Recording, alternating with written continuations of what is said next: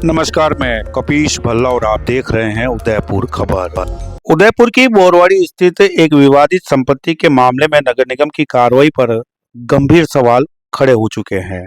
शिकायतकर्ता अल्ताफ हुसैन के अनुसार नगर निगम ने 25 नवंबर 2024 को अतिक्रमी को 3 दिन का नोटिस जारी कर निर्माण स्वीकृति और मालिकाना दस्तावेज मांगे थे, किंतु प्रस्तुत की गई स्वीकृति उस भवन से संबंधित भी नहीं थी। मामला उच्च न्यायालय जोधपुर पहुंचा, जहां माननीय न्यायालय ने गलत स्वीकृति की जांच 6 सप्ताह में पूरी करने के निगम को आदेश दिए, परंतु निगम ने 11 माह तक जांच को लंबित रखकर आदेशों की अवमानना जैसी स्थिति उत्पन्न कर दी। शिकायतकर्ता द्वारा अवमानना याचिका प्रस्तुत करने के बाद निगम ने 30 नवंबर 2025 को 24 घंटे में अवैध निर्माण हटाने के निर्देश जारी किए। फिर भी न तो अतिक्रमी ने निर्माण हटाया और न ही निगम ने 36 घंटे बीत जाने के बावजूद कोई कार्रवाई की, जबकि इसी शहर में बलीचा, डेलीगेट, कुमारिया तालाब क्षेत्रों में आम नागरिकों के आशय ने बिना देरी के ढा दिए गए। कहीं बिना नोटिस बुलडोजर चला तो कहीं मामूली मामलों में सीज की चेतावनी दे दी गई।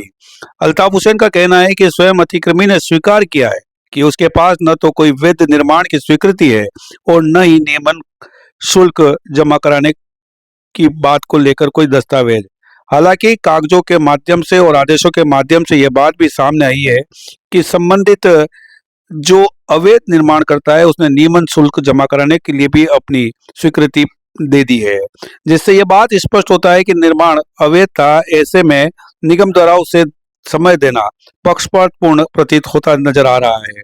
यदि अवैध निर्माण को रेगुलाइज करना संभव नहीं तो कार्रवाई में देरी क्यों की जा रही है, और यदि इसे रेगुलाइज किया जाता है तो फिर सभी अतिक्रमियों को यह समान नीति क्यों नहीं लागू की जाती है।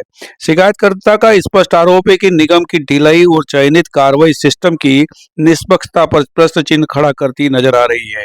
आप जिन दस्तावेजों को देख रहे हैं, ये सब के सब दस्तावेज अधिकांश न्यायालयिक प्रक्रिया के तहत पारित किए गए और भेजे गए आदेश है। उन्हीं में से कई आदेश ऐसे भी है जो निगम ने संबंधित अवैध निर्माणकर्ता पर कार्रवाई करने के तहत जारी किए गए हैं।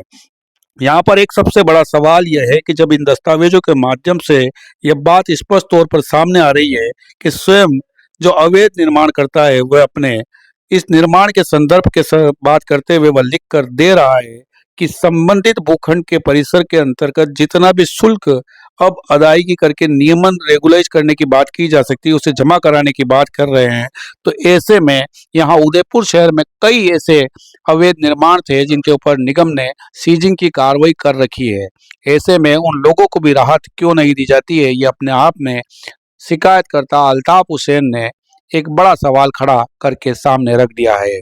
ऐसे में अब देखने वाला विषय ये होगा कि आखिरकार निगम इस अवैध निर्माण को जिसे बता रहा है उस पर आखिरकार अंततः कैसे और कब कार्रवाई करता है।